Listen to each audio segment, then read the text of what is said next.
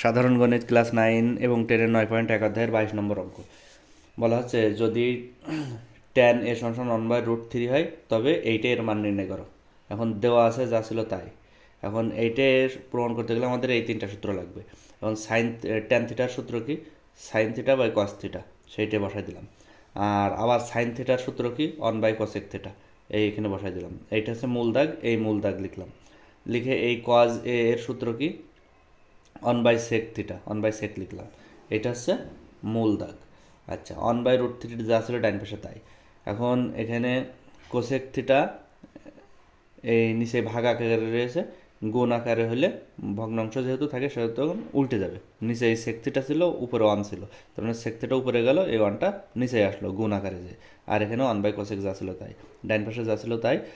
এবার এই sec square উপরে থাকবে, এই কোসেক স্কোয়ার নিচে থাকবে। এখন উভয় পক্ষকে আমরা বর্গ করেছি, তার মানে এখানে যদি উভয় পক্ষকে বর্গ করি, সেক স্কোয়ার আর নিচে কোসেক স্কোয়ার হয়, সেক স্কোয়ার নিচে কোসেক স্কোয়ার, আর এটাকে বর্গ করলে 1/√3।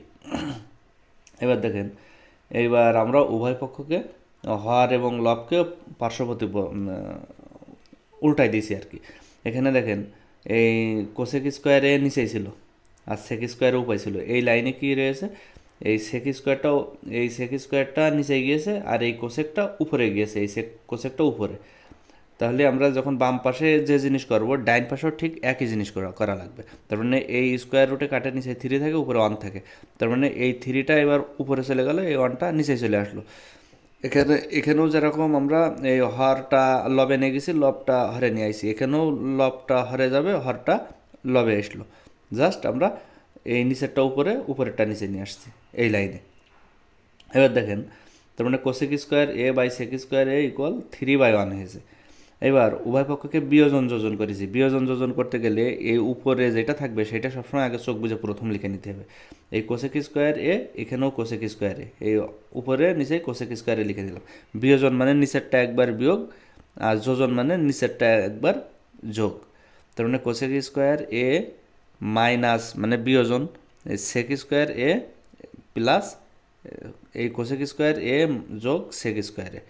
তাহলে আমরা এই পক্ষকে যখন বিয়োজন যোজন করেছি, আমরা এই পক্ষকেও বিয়োজন যোজন করবো। তার মানে এই 3টা উপরে রয়েছে, 3 আগে চোখ বুঝে প্রথমে লিখে নেব। 3 উপরেও 3, নিচেও 3, আর নিচেরটা একবার বিয়োজন, আর নিচেরটা একবার যোজন। আমরা এখানে বিয়োজন উপরে মাইনাস নিচেই প্লাস বিয়োজন যোজন করলাম, কারণ আমাদের এখানে এই যে উপরে মাইনাস নিচে প্লাস এর মান নির্ণয় করা লাগবে।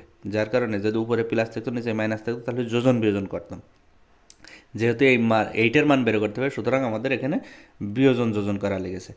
আচ্ছা, এবার এই বিয়োজন যোজন করে যেটা হয়েছে সেটা ঠিক এখানে লিখে দিলাম। এবার 3-এর থেকে একবার দিলে থাকে 2, আর এই 3 আর 1 4। এবার এইটা কাটাকাটি করলে 1/2 হয়। তার মানে এই লাইন যা ছিল তাই, cosec square A minus sec square A cosec square A যোগ সেক স্কোয়ার ইকুয়াল 1/2 অ্যান্সার। ধন্যবাদ সকলকে।